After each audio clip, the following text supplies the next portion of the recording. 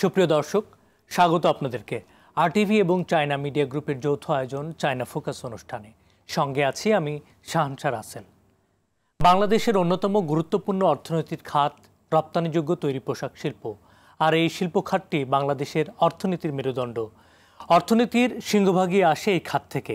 রপ্তানিযোগ্য পোশাক খাতে বিশ্বে শীর্ষে থাকা দেশগুলোর মধ্যে রয়েছে চীন, ভিয়েতনাম, ভারত, পাকিস্তান, তুরস্ক। সাপ্লাই চেনের কৌশল এবং রপ্তানিযোগ্য পোশাক শিল্পকে আন্তর্জাতিক বাজারে বিশ্বমানে উন্নীত করতে প্রয়োজন সুনির্দিষ্ট দিক নির্দেশনা। বাংলাদেশে চীনা ব্যবসায়ীর উদ্যোগে স্বেচ্ছাসেবামূলক একটি প্রতিষ্ঠানের মাধ্যমে এদেশের উদীয়মান এই খাতকে আরও উন্নত অবস্থানে নিতে কাজ করে যাচ্ছে। আজ আমরা আলোচনা করব বাংলাদেশের রপ্তানি পোশাক খাতকে আন্তর্জাতিক প্রতিযোগিতার বাজারে কিভাবে শক্তিশালী অবস্থানে নেওয়া যায়।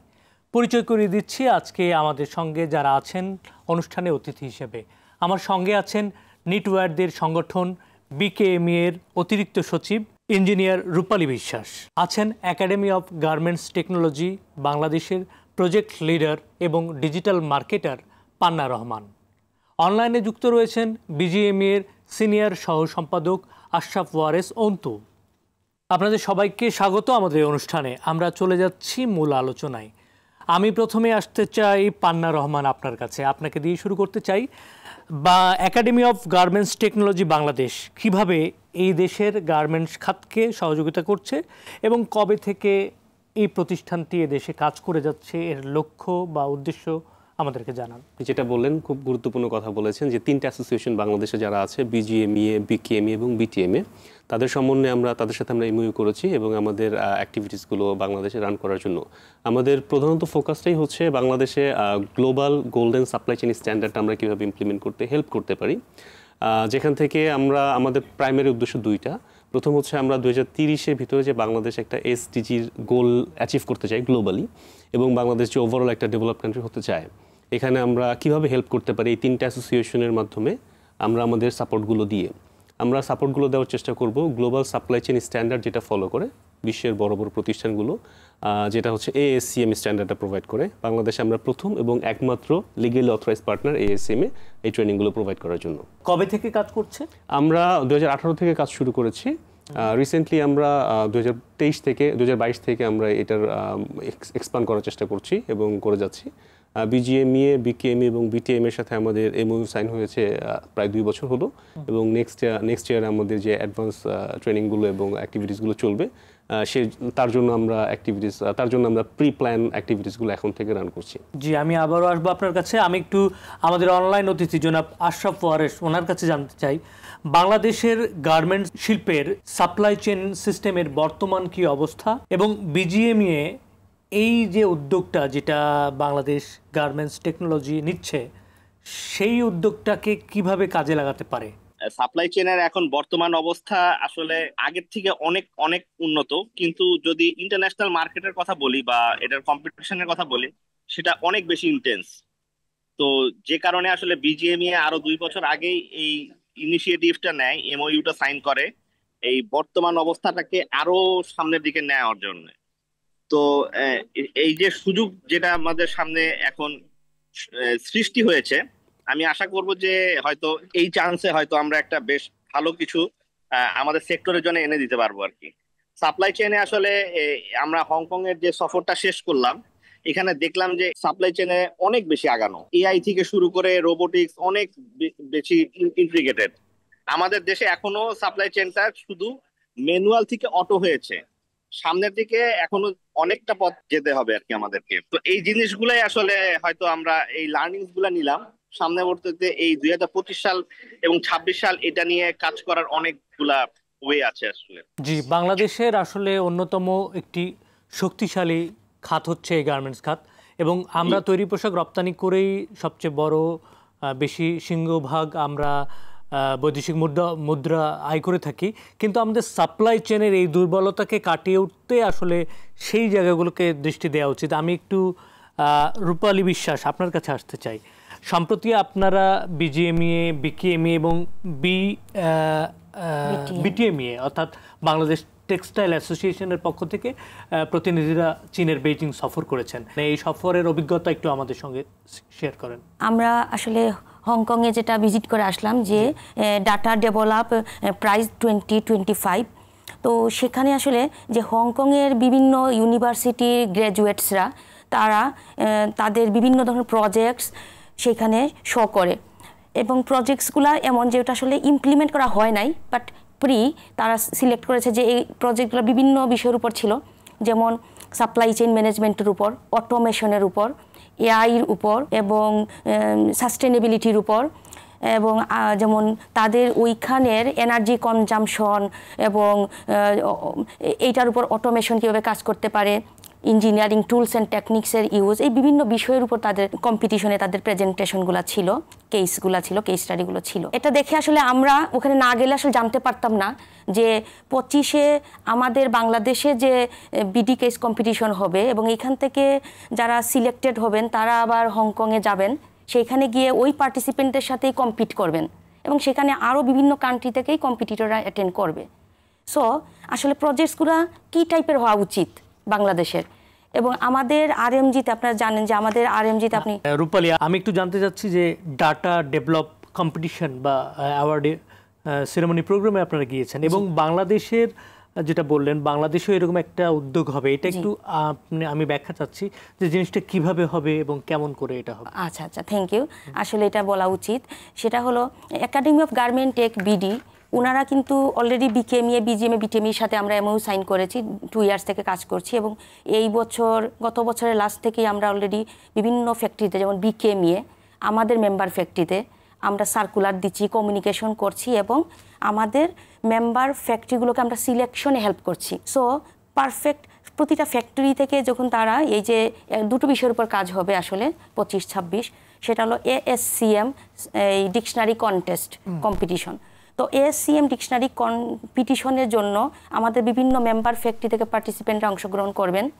সো সেইখান থেকে যারা বেস্ট পার্টিসিপেন্ট, যারা আসলে উইন করবেন, সিলেক্টেড হবেন, উনাদের সমন্বয়ে এবং ইউনিভার্সিটির লিঙ্কেজ নিয়ে, বিভিন্ন ইউনিভার্সিটি আপনারা জানেন বাংলাদেশে, টেক্সটাইল, আইপি, বিভিন্ন ডিপার্টমেন্ট আছে, নাম করা সকল ইউনিভার্সিটি এখানে পার্টিসিপেট করবে, এবং বিকেএমইএ, বিজিএমএ, বিটিএমএ আমাদের যারা সিলেক্টেড হবেন কম্পিটিশন থেকে, এএসসিএম ডিকশনারি কম্পিটিশন থেকে, উনারা ওই স্টুডেন্টদের ওদের ওখান থেকে যারা সিলেক্টেড হবেন তাদের মেন্টর হিসেবে কাজ করবেন, এবং ওইভাবে আমরা আসলে যেমন কেস স্টাডিগুলা সিলেকশনে হেল্প করব, যেগুলো আসলে পরবর্তীতে ইমপ্লিমেন্টেশন করা যায় আরএমজি সেক্টরে। যেটা আমরা ওখানে গিয়ে জানতে পারলাম যে HKSTP যারা মেইন আসলে ফান্ড দিচ্ছে, যেমন হংকংয়ের প্রতিটা ইউনিভার্সিটির স্টুডেন্টরা কিন্তু বিভিন্ন কেস স্টাডি করতেছে, তারা প্রজেক্টস নিয়ে কাজ করতেছে, ফান্ড পাচ্ছে। বাংলাদেশে কিন্তু এই অপরচুনিটিটা পাচ্ছে না। সো এই জন্য থ্যাঙ্কস যে একাডেমি গার্মেন্ট টেক বিডি ওনারা এএসসিএম এর সাথে যৌথভাবে এই উদ্যোগটা নিয়েছেন, এবং আমাদের এখান থেকে যারা সিলেক্টেড হবে যদি তারা হংকংয়ে গিয়ে 26-এ উইন করে, তারাও বিশাল একটা ফান্ড পাবেন তারা এই প্রজেক্টটা ডেভেলপ করার জন্য, এবং 27-এ এবং এইটাও তারা ইমপ্লিমেন্টেশন করবেন, কাজ করবেন, এবং 28 সালে ইউএসএতে গিয়েও তারা এই প্রজেক্টটা নিয়ে কাজ করার সুযোগ পাবেন। সো এটা বিশাল একটা অপরচুনিটি। সো আমাদেরকে আসলে আমরা আসলে এখন আমাদেরকে টিম ওয়ার্ক করে কাজ করতে হবে যে আমাদের ইউনিভার্সিটি এবং একাডেমিয়া লিঙ্কেজ কিভাবে করা যায়, প্রজেক্টগুলা কি টাইপের ডিজাইন করলে যেন ওই হংকংয়ে গিয়ে কম্পিটিশনে আমাদের টিমটা অন্তত একটা পারফেক্ট পজিশনে থাকে। কারণ আমরা যেখানে গেলাম হংকংয়ে, আপনারা জানলে আসলে খুশি হবেন যে বা অবাকও হবেন যে অনেক কম্পিটিশনের পরে ওরা ওইখানে 5টা টিম আসছিল, এবং পয়েন্ট সামথিংয়ের জন্য তারা জাস্ট কেস স্টাডি থেকে মানে টিম থেকে বাদ পড়ে, এবং অত্যন্ত প্রতিযোগিতামূলক একটা কম্পিটিশন ছিল। জি, ধন্যবাদ আপনাকে। আমি পান্না রহমান আপনার কাছে আবার আসতে চাই। আমি একটু জানতে চাচ্ছি একাডেমি গার্মেন্টস টেকনোলজি বাংলাদেশ আসলে এটা অলরেডি যে কাজগুলো করেছে সেটা কি, সেটা আমাদেরকে বলবেন, এবং আপনাদের ভবিষ্যৎ পরিকল্পনাটা এর বাইরে আর কি আছে। আচ্ছা, আমি যদি আপনার সেকেন্ড কোশ্চেন থেকে শুরু করি, আমাদের ভবিষ্যৎ পরিকল্পনাটা কি? ভবিষ্যৎ পরিকল্পনাটা হচ্ছে বাংলাদেশের ওভারঅল বিজিএমইএ, বিকেএমএ এবং বিটিএমএ এই 3টা অ্যাসোসিয়েশন ছাড়াও নন গার্মেন্টস যারা আছে, বাংলাদেশের ওভারঅল একটা সাপ্লাই চেইন ম্যানেজমেন্টটাকে গ্লোবাল স্ট্যান্ডার্ডে নিয়ে যেতে হেল্প করা আমাদের জায়গা থেকে, আমরা এটা সম্পূর্ণ ফ্রি অফ কস্টই করছি। আমরা আমাদের ম্যানেজিং ডাইরেক্টর মিস্টার জোয়াং লিফেনের এটা একটা সিএসআর অ্যাক্টিভিটিস সম্পূর্ণ। এখানে আমাদের কোনো প্রকার অর্থনৈতিক আর্নিং অথবা আমাদের বেনিফিট নেই। এখন যদি আমি আপনার প্রথম কোশ্চেনটা অ্যান্সার করি যে আমরা কি করে আসছি, আমরা বাংলাদেশে কিছু অর্গানাইজেশনে যাদেরকে আমরা এই ASCM এর স্ট্যান্ডার্ডটা, আমি আবারও যদি শুরু করি, গুগল, আমরা সবাই গুগল ইউজ করি, গুগল নিজেও ASCM এর স্ট্যান্ডার্ডটা ফলো করে। সো আমরা বাংলাদেশে যেহেতু ASCM এর একমাত্র অথরাইজ পার্টনার এবং বাংলাদেশে কিছু অর্গানাইজেশন আমরা গত কয়েক বছর ধরে তাদেরকে এই নলেজটা শেয়ার করতে হেল্প করছি।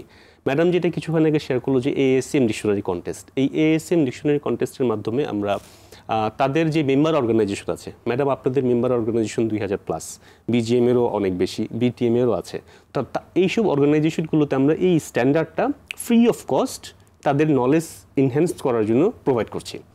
এবং গ্র্যাজুয়ালি আমরা গত 6 মাস ধরে এটা কাজ করে যাচ্ছি এবং সামনে আরও 1 বছর সময় আছে আমাদের, যেখানে আমাদের এক্সটেন্সিভলি কাজ করতে হবে যাতে সকলের কমন আন্ডারস্ট্যান্ডিং একটা সেম প্ল্যাটফর্মে আসে। দেন ওই প্ল্যাটফর্ম থেকে আমরা ইমপ্রুভ করার চেষ্টা করবো গ্র্যাজুয়ালি। এটা তো খুবই ভালো উদ্যোগ। মানে বাংলাদেশের গার্মেন্টস খাতে যে দুর্বল জায়গাগুলো আছে, এইটা একটা দাতব্য বা সেবামূলক প্রতিষ্ঠানের মাধ্যমে আপনারা তো ফ্রি অফ কস্ট করছেন এবং এই সেক্টরটাকে যে ল্যাকিংসগুলো আছে এটাকে শক্তিশালী করে একটা শক্ত অবস্থানে তখন আমাদের বাংলাদেশের গার্মেন্টস সেক্টরটা আরও দৃঢ় পদক্ষেপে মাথা উঁচু করে দাঁড়াবে। আপনাকে অসংখ্য ধন্যবাদ। আমি আশরাফ ওয়ারেস আপনার কাছে আসতে চাই। BGME এর পক্ষ থেকে আছেন, BGME আসলে এই যে BGM ওনারা যেমনটি বললেন যে তাদেরকে স্কলারশিপ দিয়ে ট্রেনিংয়ের মাধ্যমে কোম্পানিগুলোতে কাজ করার সুযোগ করবে। BGME এর একটা প্রতিষ্ঠানের এই সংগঠন থেকে আপনি প্রতিষ্ঠানগুলোকে কিভাবে দেখেন এবং এটা কতটুকু এফেক্টিভ হবে, অথবা এই ট্রেনিংয়ের মধ্যে আপনাদের কোনো সাজেশন আছে কিনা, আর কোন কোন সাইটগুলোকে আপনারা ফোকাস করতে চান যেটা হলে আমাদের গার্মেন্টস সেক্টরটা আরও শক্তিশালী হতে পারে? না, ফোকাসের ভিতরে আপনার মিড লেভেল ম্যানেজমেন্ট এবং সাপ্লাই চেইনের যে সাবজেক্টটা আছে সেটা তো আমরা ফোকাস করছি। এছাড়াও আমাদের কিন্তু নিজস্ব ভার্সিটিও আছে, ভার্সিটি থেকেও আমরা একটা বেশ বড় রকমের একটা রিভ্যাম্প পেতে পারি। তো আমাদের যে টার্গেটটা আছে যে BGM এর শুধু মেম্বার ফ্যাক্টরিগুলো না, সেটা ছাড়াও আমাদের যে BFT যে ভার্সিটি আছে সেখান থেকেও আমরা একটা দল গঠন করব এবং 1 বছর সময় পেয়েছি সেগুলাকে মেন্টরিং করার। ইতিমধ্যে আমাদের সমস্ত যে মেম্বার ফ্যাক্টরিগুলো আছে তাদের সাথে আমাদের কথাবার্তা চলছে, যারা যারা ইন্টারেস্টেড বা যারা যারা সেই ধরনের লজিস্টিক সাপ্লাই আছে এই কম্পিটিশন করার মতো, তাদেরকে আমরা তাদের সাথে আমরা অলরেডি মেন্টরিং শুরু করেছি 1-to-1। এরপরে এখন থেকে হয়তো 3 থেকে 6 মাস পরে একটা মোটামুটি একটা শেপে নিয়ে আসতে পারবো ইনশাআল্লাহ। আমি একটু আবারও জানতে চাচ্ছি যে বাংলাদেশের মানে গার্মেন্টস সেক্টরগুলোর তো ধরেন নামকরা বেশ কিছু প্রতিষ্ঠানগুলো ছাড়া অনেক ছোট ছোট প্রতিষ্ঠানগুলো আছে যেগুলোকে আসলে সঠিক গাইডলাইন পেলে এরাও একটা ভালো অবস্থানে কন্ট্রিবিউট করতে পারবে। তাদের জন্য আপনাদের আসলে পরিকল্পনাগুলো কি? তারাও তো আপনাদের মেম্বার। ছোট বড় মাঝারি সবার জন্য কিন্তু আমাদের BGM এর তরফ থেকে কিন্তু সাপোর্টটা সবার জন্য থাকে। কোনো বড় জন্য সে কোনো এক্সট্রা বেনিফিট বেশি পায় বিষয়টা এমন না। আচ্ছা, কিন্তু কিছু তো একটু লজিস্টিক্স আমাদের ফুল থাকলে পরেও এফোর্টের দিক থেকে হয়তো সবাই সব সময় এটা পেরে ওঠে না। বাট আমরা আমাদের তরফ থেকে সবসময় সাপোর্টটা BGM এর তরফ থেকে আমরা প্রত্যেকটা ফ্যাক্টরিকে সাপোর্টটা সমান দিয়ে যাই। আর এটা কিন্তু at the end of the day এটা কিন্তু একটা বলেইছে পান্না ভাই যারা মেনশন করেছে যে এন্ড অফ দ্য ডে এটা কিন্তু একটা কম্পিটিশন। তো কম্পিটিশনে everyone is not going to B the winner. তো কম্পিটিশনটা যাতে ইন্টেন্স হয় আমরা সেইভাবেই আসলে মেন্টরিংটা করব পরবর্তী 1 বছর, এবং দেখা যাক 2026 সালে হয়তো আমরা ভালো কিছু টিম নিয়ে হংকং এ কম্পিটিশন করাতে পারবো ইনশাআল্লাহ। আপনাদের জন্য শুভকামনা থাকলো। আমি একটু রূপালী বিশ্বাস আপনার কাছে আসতে চাই। আপনি আপনার নেটওয়ার্কদের সংগঠন BKME তে আছেন, আপনি কি মনে করছেন যে আসলে এই জাতীয় ট্রেনিংগুলো, যে কোনো প্রশিক্ষণ বা ট্রেনিং অবশ্যই কাজে দেয়, আরও কি করা যেতে পারে আমাদের এই সেক্টরটাকে গ্রোয়িং করতে? BKME 2006 সাল থেকে বিভিন্ন রকমের ডিপার্টমেন্ট তৈরি করে, যেমন প্রোডাক্টিভিটি ইমপ্রুভমেন্ট সেল, যে সেলেরই আমি ইঞ্জিনিয়ার কনসালটেন্ট হিসেবে জয়েন করি, আর নাও আমি ওই ডিপার্টমেন্টেই অ্যাডিশনাল সেক্রেটারি হিসেবে কাজ করছি। তো এই রকমের বিকেএমইতে কিন্তু productivity improvement cell, green industry development cell, fire safety cell, compliance cell, এরকম বিভিন্ন ডিপার্টমেন্ট আছে এবং প্রত্যেক ডিপার্টমেন্ট থেকেই আমরা আমাদের মেম্বার ফ্যাক্টরিকে ট্রেনিং, কনসালটেন্সি এবং তাদেরকে সকল সহযোগিতা দিচ্ছি এবং বিভিন্ন প্রজেক্টের আন্ডারেও কাজ করছি, কিন্তু আসলে এগুলো খুবই অপ্রতুল। তো এএসসিএমবিডির মাধ্যমে বর্তমানে যে সাপ্লাই চেইন ম্যানেজমেন্টের যে ডিকশনারিটা আমরা কম্পিটিশন হবে, আসলে কম্পিটিশনের আগের যে প্রিপারেশনটা প্রত্যেকের হাতে মোবাইলে অ্যাপসের মতো ডিকশনারিটা থাকবে। এখন ধরেন একটা ওয়ার্ড BOM, বম, নর্মালি তো বম বলতে কেউ বলবে বিল অফ মেটেরিয়াল, যারা ইঞ্জিনিয়ার্সরা তারা জানবে, আরেকজন বলবে যে মেটেরিয়ালের রিকুইজিশন, এক একজন এক এক নামে বলবে। এবার কোনো বায়ারের সাথে কমিউনিকেশন আসলো, বায়ার যদি বলে আপনি বম শিটটা পাঠান, BOM শিটটা পাঠান, ওনারা এইটার জন্য 5টা-6টা কোয়েশ্চন করতেছেন। টেকনিক্যালি বিভিন্ন কোয়েশ্চন, প্রত্যেকটা আনসারের জন্য হিউজ কমিউনিকেশন গ্যাপ হয় আমাদের। মানে এই যে কমিউনিকেশন গ্যাপটা কমে যাবে যদি সবার আন্ডারস্ট্যান্ডিংটা সেম হয়। সো এটা একটা উদ্যোগ যে এএসসিএম ডিকশনারি কম্পিটিশন সবার হাতে চলে যাবে, সবাই এটা দেখেন। একটা সাধারণ দর্শকদের জন্য আপনি এএসসিএম এর ফুল অ্যাব্রিভিয়েশনটা যদি বলতেন তাহলে। আচ্ছা, হ্যাঁ, academy of supply chain management, association of supply chain management. Supply চেইনের ক্ষেত্রে গ্লোবালি যে পরিভাষাগুলো ইউজ হয় বা পরিভাষাগুলো বা ল্যাঙ্গুয়েজগুলো ব্যবহার হয়, সেই ল্যাঙ্গুয়েজগুলোর সম্পর্কে সম্যক ধারণা এদেরকে দেয়া, তাই না? প্রতিটা ডিটেইলস কাকে বলে, ক্যালকুলেশন, মানে ওনারা ওইটা সম্পর্কে ইঞ্জিনিয়ার হওয়া লাগবে না, যে কেউ এটা স্টাডি করলে ওনারা সাপ্লাই চেইনের উপর অন্তত কাউকে ভুল কোনো মিনিংও বলবেন না, আর অন্য কারো ভাষাটা ওনারা বুঝতে পারবেন, তো সবাই একই লাইনে কাজ করতে পারবেন। এটা একটা নাইস ইনিশিয়েটিভ। এইভাবে আরো অনেক ইনিশিয়েটিভ আছে। আপনারা জানেন এখন সাস্টেনেবিলিটিটা নিয়ে সবাই কাজ করছে। আমরা এই যে যতগুলো প্রজেক্টস নিয়ে কাজ করি, ইফিসিয়েন্সি নিয়ে কাজ করি, অটোমেশন নিয়ে কাজ করি, যা নিয়ে কাজ করি, এভরিথিং কিন্তু এনার্জি কনজাম্পশনে হেল্প করতেছে, রিডাকশন অফ এনার্জি কনজাম্পশন এবং আদার্স যে কনজাম্পশনগুলো, এনার্জি হোক, ওয়াটার কনজাম্পশন, এভরিথিংয়ে হিট করছে। সো এই প্রতিটা বিষয়ের উপর how to reduce, how to improve productivity, efficiency, wastage কীভাবে মিনিমাইজ করা যায়, প্রতিটার উপরই আসলে আমাদের কেস স্টাডি করা দরকার, ইমপ্লিমেন্টেশন করা দরকার, ট্রেনিং দরকার। এবং আশা করি এই ক্ষেত্রে আমরা সবাই যদি একসাথে কাজ করি তাহলে ইন্ডাস্ট্রিগুলো আরও বেনিফিটেড হবে। ধন্যবাদ আপনাকে। পান্না রহমান, আপনার কাছে আমি আর একটু ছোট প্রশ্ন নিয়ে আসতে চাচ্ছি যে আপনারা তো স্টুডেন্ট বা ইউনিভার্সিটি পর্যায়গুলোতে এগুলো করেছেন বা করার পরিকল্পনা আছে, এমনি বাংলাদেশের ফ্যাক্টরি বা বিভিন্ন প্রতিষ্ঠান তারা কিভাবে সহযোগিতা পাচ্ছে আপনাদের এই? তারা সহযোগিতা পাচ্ছে, ম্যাডাম যে কথাটা শেষ করেছে সেখান থেকে আমি শুরু করতে হবে। এএসএম ডিকশনারির কথাটা যেটা বললো, এই এএসএম ডিকশনারিটার ফর এক্সাম্পল আপনাদের এখানেও চালান ইউজ করা হয়। আপনি যদি চালান ওয়ার্ডটা খুবই সিম্পল ওয়ার্ড, আমি যে বললাম এইটা যারা শুনছে সবাই বুঝতে পেরেছে চালান জিনিসটা কি, কিন্তু এটার এগেনস্টে এটার গ্লোবাল টার্মটা কি আপনি 10 জনকে জিজ্ঞেস করবেন, তার ভিতরে 2-3টা অ্যান্সার পাবেন। সো খুবই ছোট্ট উদাহরণ দিয়ে বললাম, ম্যাডাম যে BOM বিল অফ মেটেরিয়ালের কথাটা বললো। সো এই যে কমন আন্ডারস্ট্যান্ডিংটা আমাদের তরফ থেকে ফ্রি অফ কস্ট, আমি যেটা বারবার মেনশন করছি যে প্রত্যেকটা অর্গানাইজেশনকে আমরা এই কমন লেভেল প্ল্যাটফর্মটায় আনার চেষ্টা করছি, যাতে ওইখান থেকে আমরা তাদেরকে অ্যাডভান্স লেভেলে ডেভেলপমেন্টে নিয়ে যেতে পারি। এখন ফর এক্সাম্পল বাংলাদেশে অনেক বড় বড় প্রতিষ্ঠান আছে যারা খুব ভালো, তারা আপনি বলতে পারেন তাদের তো এই কমন লেভেল আন্ডারস্ট্যান্ডিংটা দরকার হবে না, তাদের অ্যাডভান্স লেভেল ট্রেনিংটা দরকার হবে। বাট যখন প্রতিটা অর্গানাইজেশন একটা কমন প্ল্যাটফর্মে আসবে, সেখান থেকে বাংলাদেশের বড় প্রতিষ্ঠান এবং ছোট প্রতিষ্ঠান সকলের জন্য একটা ওপেন ফিল্ড তৈরি হবে, যেখান থেকে তারা ইমপ্রুভ করতে পারবে। জি, অসংখ্য ধন্যবাদ আপনাকে।